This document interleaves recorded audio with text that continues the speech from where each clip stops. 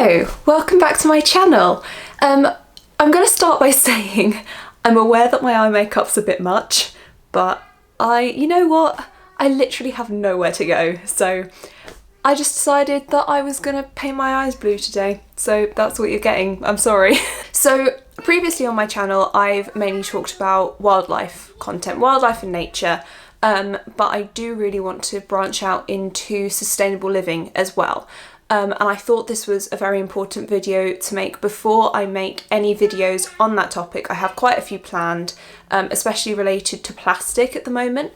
But yeah, I really wanted to make it clear that this channel is not meant to be preachy at all.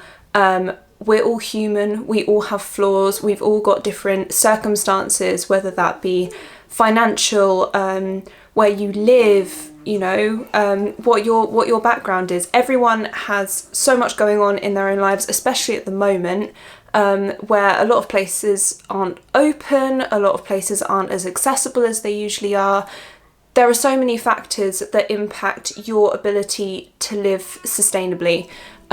So I wanted to do something before I make any sort of other content to highlight what I'm doing to an extent, but also I didn't want to be preachy. I didn't want any of my videos to make you feel guilty about the way that you're living your life or your circumstances or anything like that. I'm human, I'm flawed, as we all are in some way, and even though I do try and live sustainably, there are some things that I am acutely aware that I am not doing sustainably, and I thought it was important to share those and to be open and honest on this platform about those before I say anything else. In my opinion, looking perfect helps nobody. It makes people think that being zero waste, being eco-friendly, being carbon conscious, all these sorts of things are just too unobtainable. It's too much of an ask and it's too much of a change to make in their day-to-day life. And I'm really not about that, basically. I'm a huge advocate for people doing what they can with the finances, resources and time that they have, and building up those small changes over time. I really do think that that makes more of a change in the long run and more of a lasting impact than a select few people making drastic changes to their lives, and then coming at other people for not being able to do the same immediately. And obviously, if you are able to make drastic changes to your life and you're willing to do so, then please, I'm all for it, go for it, do whatever you can. I'm personally very passionate about it, so I have made a very conscious effort, but I know that I've taken a lot of time to research things like this, things like plastic pollution, things like, you know, sustainable changes that you can make to your day-to-day life, and it takes a very long time. And I know that lots of people have lots of responsibilities, and, you know, really, really demanding jobs that mean they literally don't have the time. Or the energy, to be honest. So I'm rambling now, but basically I just wanted to say that this is a safe space. This is a place where we can learn together and there is no judgment. You are doing what you can and nobody should be making you feel guilty for not having made changes yet or not making drastic enough changes. I just want people to realise that becoming more sustainable with their lifestyle choices isn't this unobtainable, scary thing, and that those of us who are advocating for sustainability aren't perfect either. So that's why I wanted to be transparent about my situation and my footprint. The main culprit for me is my carbon emissions. My carbon emissions definitely are not the best, and here is why. So the first reason is that I drive to work. The main reason for this, before COVID even happened, was that in order to get the train and the bus to work, it would be about 2 times as much, it would cost 2 times as much than for me to drive. And I'm on a conservationist salary, I'm not getting paid. I'm getting paid enough to get by, but I don't have the extra income available to spend double as much on my travel. So what I was planning to do before COVID or happened was when it got to the spring and summer, when the mornings and evenings were lighter and I would be able to cycle in the light. I was going to get the train halfway. Instead of getting the train in the bus, I would just get the train and then cycle to work. And I am very lucky that where I live, there are cycle routes between the train station and work that are predominantly off-road. So it would be quite safe for me to do that. And that was something I was actually really looking forward to doing.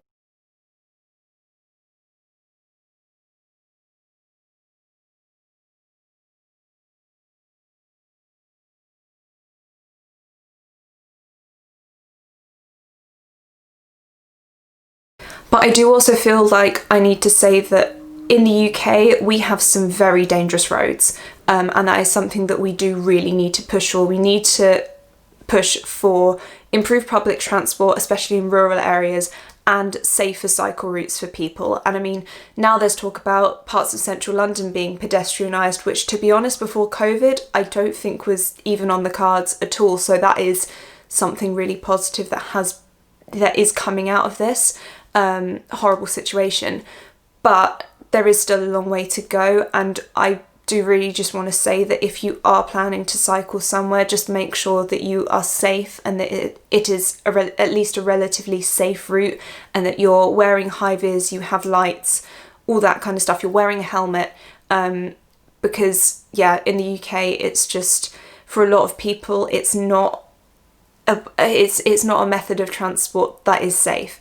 I'm really envious of my family in Denmark who have this whole thing sus. My other main downfall is that I have quite an international family. I've got a lot of family that live abroad, including some very close family who live in Asia, and in all honesty, I'm just not prepared to not see them for years on end. And unfortunately, to get to Asia from the UK, the only real way of getting there is via at least 1 or 2 long-haul flights. I actually think 2. I don't think there is a direct flight to where they live. So yeah, at least 2 long-haul flights. But what I am going to try my best to do is that I only want to take, and I may not stick to this, just putting it out there, but ideally I only want to take flights if I am going to visit family or if I am travelling somewhere for work. I work in conservation. It's very possible that in the future I will get, well, hopefully multiple jobs abroad in different places, and the likelihood is that I will have to get a flight there.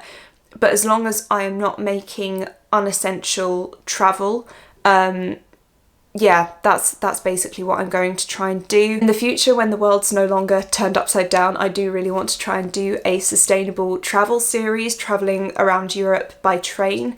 I have quite a few friends who live on the continent, and I've also, like I've mentioned before, I have family in Denmark, so I would really love to try that, to see what travelling is like, not via plane. I've done it once before. I've travelled to Germany by train before, but yeah, it's not really something that I've experienced, at least for a number of years. So I think that would be something that's really cool to explore, because personally as well, I really like travelling by the train. Another thing I'm going to look into is carbon credit schemes. And for those of you that don't know, these are schemes where you basically pay money to offset your carbon footprint. In all honesty, at the moment, they're just something that I don't know enough about to give my opinion on them, but it is something that I am considering doing a video on in the future. So if you are interested in learning more about carbon credit schemes that isn't just sort of reading a web page, then let me know if that's something you would be interested in, and we can learn about them together.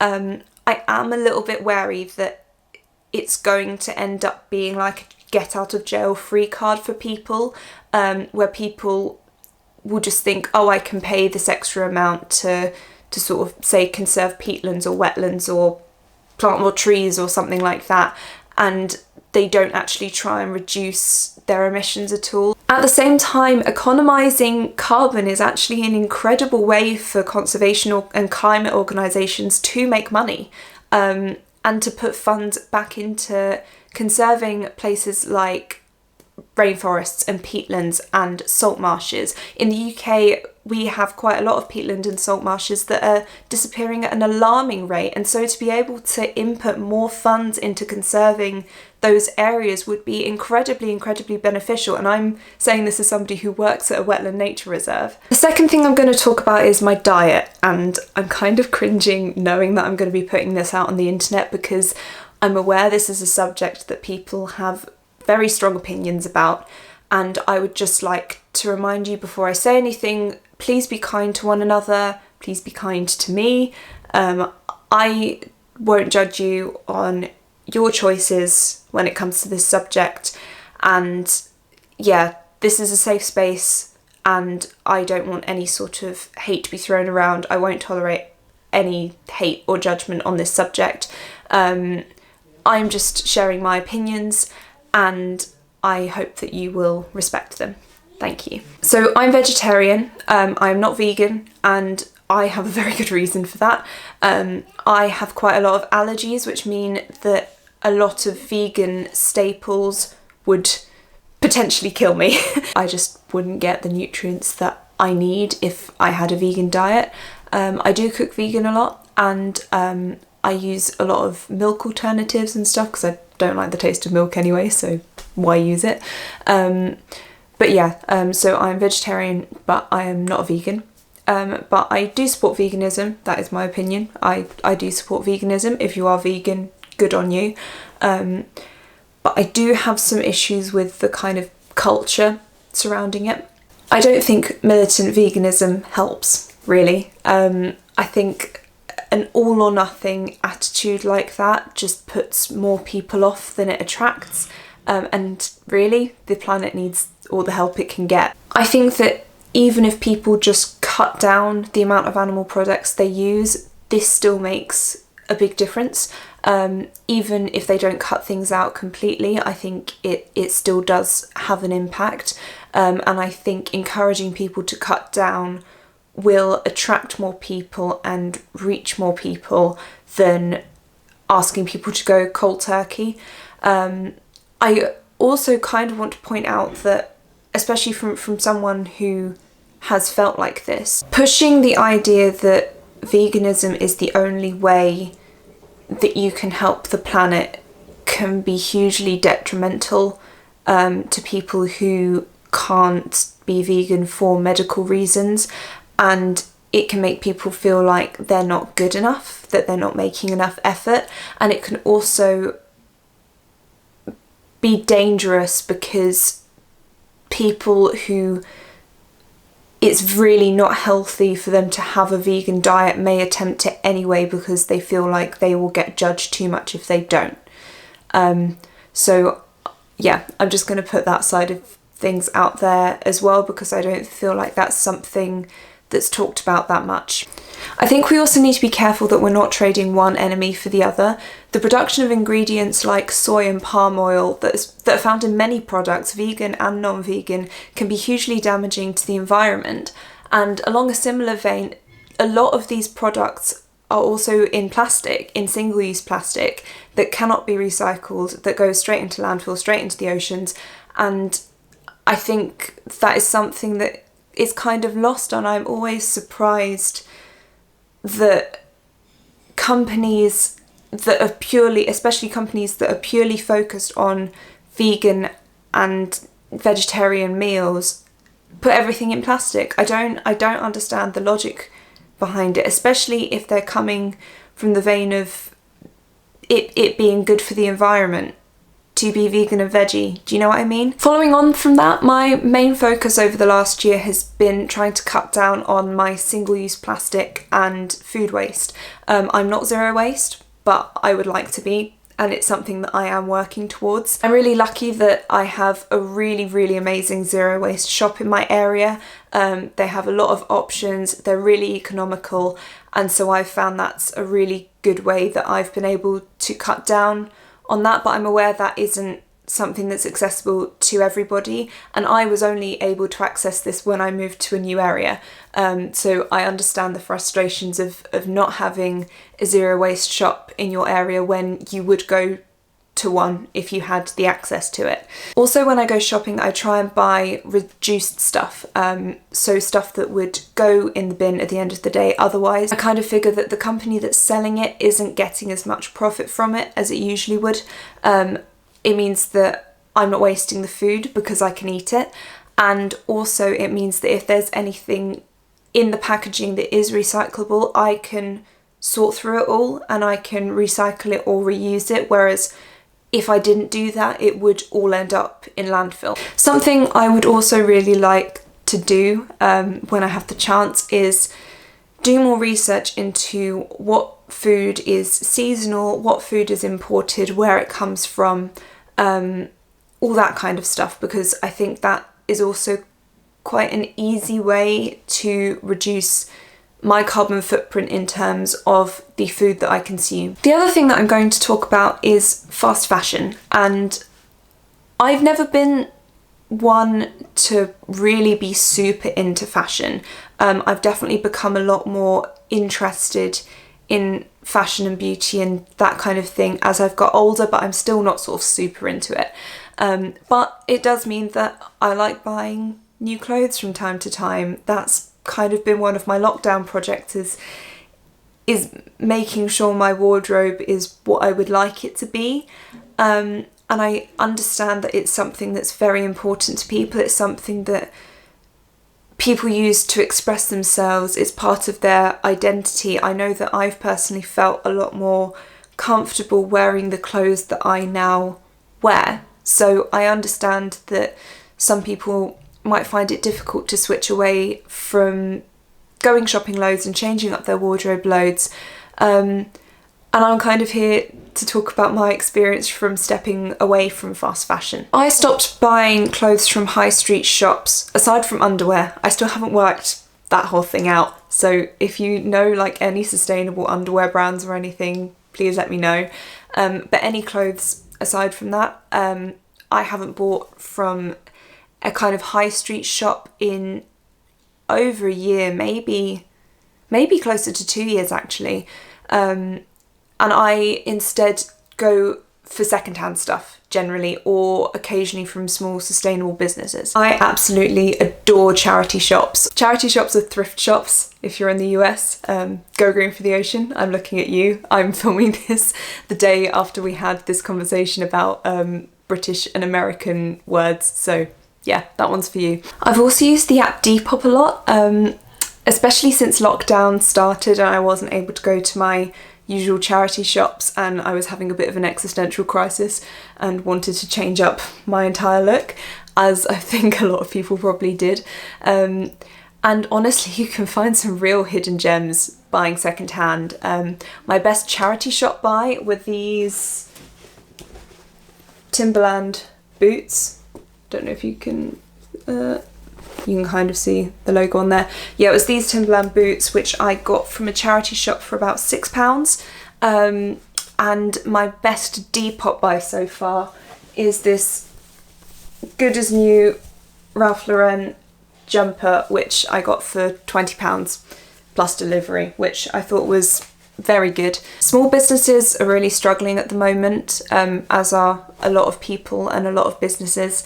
And I think buying from apps like Depop, where people have set up their own little businesses selling secondhand clothes, all those sorts of things are incredibly important if you can afford to do so and you would like to. Loads of these sellers are eco-conscious as well and send their products in sustainable packaging, and a lot of them say that in their bio as well, if you want to check that out before you buy anything. I also want to quickly point out that just because I don't buy from fast fashion shops anymore, that doesn't mean that I immediately got rid of the clothes that I already had.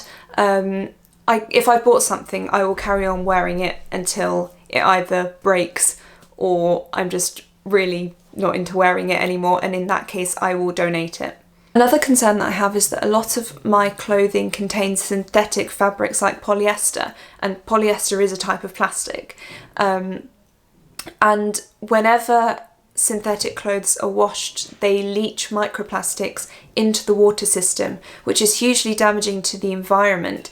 And I recently discovered that you can actually get bags that you can put your clothes in while they're in the washing machine, and these capture the microplastics. They are a little bit pricey, I think, but that's something that I really want to get. But I think I've rambled on for long enough, so I'm going to leave it there. I really would be interested to know what you have done or what you would like to do when you have the means to reduce your footprint, and if you feel comfortable sharing what you think your sort of flaws are in your footprint. But just please remember that this is a safe space. We are all still learning and growing together.